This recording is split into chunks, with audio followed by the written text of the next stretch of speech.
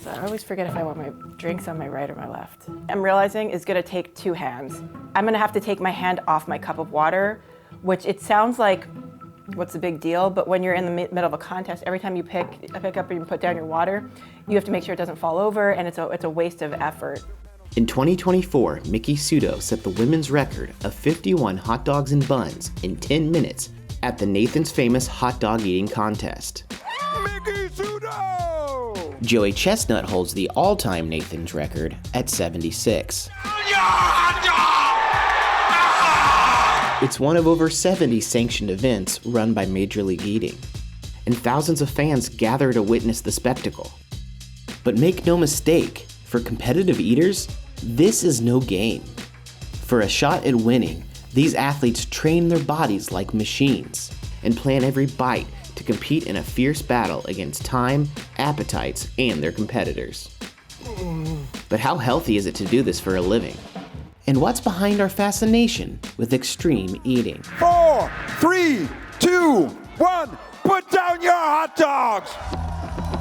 Mickey is well known in the Major League Eating world. She's the top-ranked female in the league and number 5 overall. Her husband Nick Weary follows right behind her at number 6. You like blueberries? Those are really good. Those are yummy. Nick and Mickey are at their home in Florida, getting ready to practice for a new challenge, the Norm's Hot Cake Eating Contest. Norm's Hot Cakes is one of the last events of the year, and the prize purse is $10,000. It's uncharted territory as neither has competed with hotcakes before, and they've fine-tuned every detail of their training for success. As far as I'm concerned, this is completely a capacity contest. Who has enough room to keep eating for 10 minutes, or who has the most room to consume the most food? You need to find what plays to your strengths. And in my case, being more analytical and really studying my techniques and studying the food is what's helpful. Other people learn better by just doing and mimicking contest conditions and going about that way. Now I'm gonna zone out, put a little music on. 3, 2, 1, go! All right, go babe. Let's go, babe. Making great time. Work them down. These look fluffy. I always forget if I want my drinks on my right or my left. So do I want to fold them? Do I want to roll them? Do I want to rip them?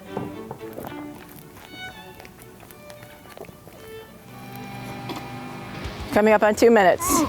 2 minutes. 1, 2, 3, 4, 5. Don't slow down, don't slow down. You got this. I think because I'm gonna have to manipulate them more, I think it makes more sense to have a drink in my left hand and for me to work with my right, because I'm right-handed. Just a plate a minute, you got this. It's competitive eating, not competitive prettiness. But when you start eating your own hair, that's very distracting too. I am so tempted to use both my hands and do this way, but I know that water is gonna be essential. So I almost wanna figure out a strategy where I can do it with one hand. So I've already used a pint of liquid for 11 pancakes. That's not a good ratio. 90 seconds. If you just stuff one at the end, you can clear everything right there. Wait, 1, 2, 3, 4. Moisten the pancake on my first bite. Bite. So 4 bites, and then the next time I move my teeth forward, I just swallow. 5, 4, 3, 2, 1. Good job. Good job. You went through a lot of liquid. I feel like that's gonna be the hard part because you need the liquid for them to go down fast, but you're gonna triple the weight. I think they'll be a little less chewy, the ones, the ones from Norm's, because the restaurant quality, they're not box made in bulk, over stirred quality. It kind of hurts to laugh. So while my practice, I guess, looks a little different, I got some really important takeaways from this little session. 1, my approach is going to be to fold them going into the contest. 2, I'm going to need as hot water as possible. 3, I'm not going to forget to dance out those air pockets. In the world of Major League Eating, dancing out the air pockets is crucial for settling food in the stomach so they can keep eating. Now, Mickey's tics, I would say, the one that everyone notices is she turns her mouth to the side, and everyone thinks she's wiping her mouth. And it does look like that, because usually there'll be schwetz. There's this one girl who just started turning her head to the right because she thought that was like the winning way to go. And it's not something that I do intentionally. It's not, a technique that I do for any particular reason other than that's what my body's response is. My Nick's tics. Yeah, no, he just does this little shimmy. I don't know, he like grunts and like he does this air pocket pushing out thing. No, it looks something like that. It's not just Mickey and Nick. Many top eaters have their own unique ways of tricking their bodies into pushing the limit. Matt Stoney jumps up and down. Joey Chestnut throws his head back. One of the most iconic moves is the Kobayashi Shake. Named after the retired Major League eater Takeru Kobayashi, the godfather of competitive eating. During competitions, Kobayashi would wiggle his body to force food down his esophagus and pack it into his stomach. Some gastroenterologists think there may be some science behind these movements. Competitive eaters stand upright to avoid compressing their stomachs during contests. As they eat quickly, food fills the esophagus, creating a bottleneck. To speed things up, some jump up and down, using gravity to help food move into the stomach. This upright position also allows the stomach to expand to its maximum capacity. Working out those stomach air pockets isn't the only challenge competitive eaters face. They also deal with brain freeze from ice cream, burning sensation from spicy foods, or flavor fatigue when they're on their 20th hot cake. When we get to minutes 7, 8, and 9, and you're scared or you're nervous or your body's maybe telling you no, how do you master the ability to tell your body, like, I don't care how you feel, what matters is the objective at hand? All of this preparation and training would be nothing without an audience. Take the Nathan's Hot Dog Competition, for example. 40,000 people flock to Coney Island every 4th of July to watch this sports Super Bowl. 2, 1, go! So what is it that fascinates us about a spectacle like this in the first place? Part of it could be that there's something primal about watching someone take on a modern-day gladiator match. It's human endeavor. I know what it means to eat a hot dog, but to watch Joey Chestnut eat 76 of them is pretty stunning. That's Richard Shea, the president and co-founder of Major League Eating. He and his brother George are responsible for turning competitive eating in America into a business that reaches millions of people every year. And they've mastered another way to keep us watching. They've turned competitive eating into pageantry at its purest. Every contest is engineered for maximum entertainment. While we take our sport very seriously, we do layer in a little bit of ballyhoo, and that sort of is from the Coney Island days, that's sort of the carnival barker with the straw hat. We literally put on the straw hat, and we literally bark sometimes. Let the contest begin! And then the very famous, bejeweled, mustard yellow, Nathan's famous hot dog eating championship belt, which I feel a little sacrilegious holding this since I haven't earned that right. Mickey Sudo, the female champ, and Sonia Thomas have had similar belts. Those are pink. In 2011, the league added a women's division to the Nathan's contest, and Sonia won. Her success marked a turning point for women in the sport. Mickey Sudo is clearly the most decorated female eater of all time. So, she might stand on the shoulders of Sonia and would probably say so. But Mickey's gone on to just compete across discipline, beat men routinely. Nathan's famous hot dog eating contest is the only event at which men and women compete separately. And I think that's cool to a degree because it gives some women the platform where they definitely wouldn't receive otherwise. But even then, I compare my numbers to how the guys do. One of those guys is Patrick Bertoletti. He's over 1,000 miles away, gearing up for the Norm's Hotcake Contest. I think for me going into this contest, my goal is anywhere between 8 and 10 pounds of pancakes in 10 minutes. Normal training for me is just drinking a sizable amount of water just to keep my stomach stretched out and practicing with the food. So this competition, Norm's hotcakes coming up, I've been eating pancakes like 2 or 3 times a week. And then you just have to really work on getting your stomach stretched out.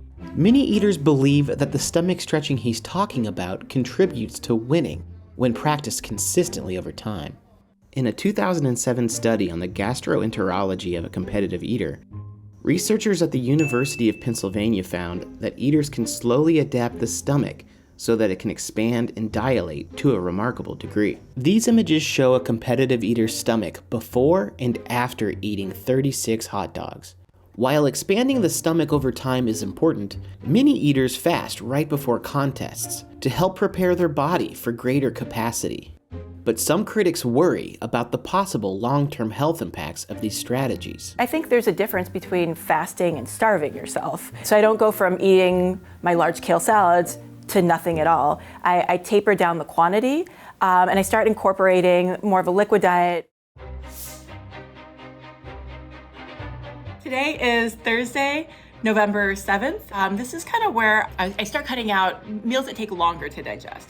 Today, I made myself a big bowl of pho for lunch. Very, very cognizant of how much fluid I'm taking in. So I remain full, but so that my digestive tract is more empty. I understand how people might think that this would be unhealthy, but I'd like them to understand that what you see on stage for 10 minutes is just 10 minutes of a whole week of a balanced diet and a workout plan and a disciplined lifestyle. Just past midnight and we finally landed in Las Vegas. We're gonna head to our hotel, get a couple hours of sleep before the big day. All right, the morning of, had some coffee, broke some of the keto break off in there, took a small bite of it, some fats, electrolytes, protein, small amount of carbohydrates. Morning. Miki's getting ready. Her version of coffee is an hour of makeup. Whoever eats the most in 10 minutes will be declared the winner, ladies and gentlemen. It is not rocket science. What is at stake? Why do we do this? There are only two reasons we get out of bed at Major League Eating, ladies and gentlemen. Those things are money and what of glory, ladies and gentlemen. The $10,000 total prize purse is broken down between first and fifth place. I think today at Norm's I have a pretty good shot to win, but I always feel nervous before these contests and I never have the most confidence, but that's a good way to go into it. I'm not cocky by any stretch, but I think I got as good of a shot as anybody else to win today. You will help me count it down in the time-honored tradition. 5, 4, 3, 2, 1, let's eat! $10,000 on the line here today. $5,000 to first place. So right off the bat, I realized that they were thicker and more airy than I had expected.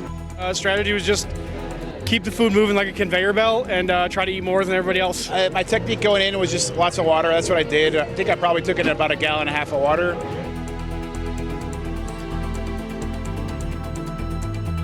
So I couldn't roll them like I wanted to. I did fold them, but I ended up with this huge club sandwich stack of hotcakes. I wasn't able to eat them in 5 bites and swallow like I had practiced. The hotcakes were delicious. They were fast. I was definitely in the flow mode in the zone. Patrick Dolan has locked into a rhythm. He has locked into a rhythm. He is one with the hotcake. About halfway through, I slowed down a little bit. But then towards the end, I realized I had more space and I pushed it. I had to use more water. So instead of taking a sip, eating the hot cake and washing it down with a sip, I had to drink water while eating the hot cake. So I think I used twice as much water as I had expected. It's probably around the 8th minute mark when I started to get full. I had those air pockets that I just couldn't squeeze out. That's when you saw me turn to my side a lot, trying to, just kind of make some extra room and compact the food.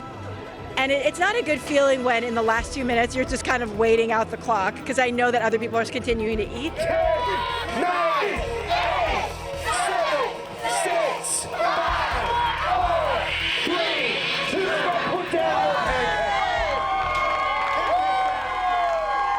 pancake. After 10 grueling minutes and a world record-setting 46 hotcakes, Patrick Deep Dish Bertoletti took first place in the Norm's Hotcake Eating Contest. This is what I came here to do, and it just feels good when it all works. I'm not necessarily full. I don't want any more pancakes, maybe ice cream or something later. I think I'm taking home $5 grand and a belt. The belt is the key. The belt is extra motivation. I love a good wrestling belt. Jeff Esper and James Webb were right behind him with 44 and 41 hotcakes respectively. Mickey finished with 36 and a half hotcakes, and Nick came in 5th with 35 and a quarter hotcakes. Not thrilled because I got 5th, but nobody's actually really happy about the results except for the guy that wins. If we're being honest about it, I'm not here for a participation trophy. I'm here to win, so you lick your wounds and you get ready for next time. I knew I wasn't going to beat Pat, Jeff, or James. They're very formidable opponents when it comes to difficult to eat foods that don't swallow quickly. I'm much better at things like ice cream, cream of rice, yogurt, things that those are things I hold world records in. This isn't really a rhythm food, so it's not necessarily playing into her strengths, but I think she did great. For someone that only did half of one practice, comparatively I did 4 and she still kicked my so. I know Nick's not happy with his results. He's not happy unless he's walking home with a belt, the trophy, or the first place check. After the contest, eaters need to let their digestion reset, recover their muscles, and drink fluid to avoid dehydration. And because some eaters strategically stretch their stomachs and fast before contests, recovery becomes extra important. These two training methods are some of the more controversial parts of competitive eating in relation to health. We were concerned when we looked originally at our one speed eater and our one control that there might be a concern about developing this ability to accept all this food into your stomach and stretch out your stomach to such a degree that it can fail. The stomach of the speed eater is inherently able to get bigger and bigger and bigger and bigger and bigger without raising the pressure and telling the brain, "My God, I'm about to vomit." The long-term effects are not really easy to determine. So to sort of glorify overeating, I think from a societal perspective is not such a great idea. It's not in itself a dangerous effort. The research on health and competitive eating is still limited. And with such a tight-knit community of competitors and fans, few in this world have spoken out against the sport. But in recent years, there has been some degree of dissent. In 2016, Tim Janis, a former competitor known as Eater X, quit the sport after 11 years out of an abundance of caution based on the findings about potential health risks. In an interview with Time, Janis said he chose to retire because he didn't want to continue and realized he'd made a mistake. In 2024, 6-time Nathan's champion Kobayashi announced his retirement from competing. He's calling it quits because he's lost his appetite. Yeah. Kobayashi retired after doctors discovered that his brain now reacts with nausea to highly processed foods. He retired because he said he could never feel full anymore. He's like, "Yo, this is messing up my stomach. I can't do this." Kobayashi declined to participate in this story. But in an interview with People, he said he wonders what damage he's done to his body since he started this career. And he wants to know how it's damaging his brain and nervous system. Despite these risks, many competitive eaters justify the training as a form of physical conditioning, similar to training for other extreme sports. I don't condone eating 60 hot dogs at a time. I don't think it's a good idea. If I don't drink and I don't smoke and I exercise 5 to 7 days a week, my body composition is better than 99% of the general population. What I'm saying is we all pick our poison. My poison is eating unnecessary amounts of Spam or fudge for 6 to 12 minutes at a time. Like any organized professional sport, competitive eating involves some degree of risk, and over time, Major League Eating has enacted protections of its own. So when you're at an eating competition run by Major League Eating, there are EMTs on hand, and safety is a primary concern of ours, and we've had a great track record there. Yet with any risk comes the potential for reward, and in Major League Eating, new and seasoned competitors alike strive to eat their way into earning a decent living. I mean, competitive eating, there's not a ton of money in it. There is some prize money, but the real money is in social media. So all the really smart, savvy eaters like James Webb, Jeff Esper, Mickey, and Nick, they all do social media, and that's where you can make the real money. So competitive eating was my full-time job for essentially close to 10 years. I only decided to go back into the real job market when Nick and I decided to start a family. And I said to myself, I'm not sure what that retirement plan looks like, eating hot dogs. Nick and Mickey are returning home with $1,250 in winnings. The real work begins here, getting back to healthy routines before the next big challenge. We just got to the airport and we're headed to our gate. After all those hot cakes, we thought it would be a good idea to get some cardio, work off some of these calories. So we're taking the stairs instead of the escalator. Almost there. Great contest, great turnout. Now just to take a light flight home. And of course, return to their other full-time job as parents. Well, Max is too young to understand anything, but he enjoys the festivals. He likes when I, basically Rafiki him, like the Lion King in front, because that gets the biggest ovation over everything. What do you have, buddy? A pancake. Yummy? I'm going slow. I'm going slow. That's the way to enjoy food, huh? Mm-hmm. Abdi, what do you think? Yum. Does Daddy make good pancakes?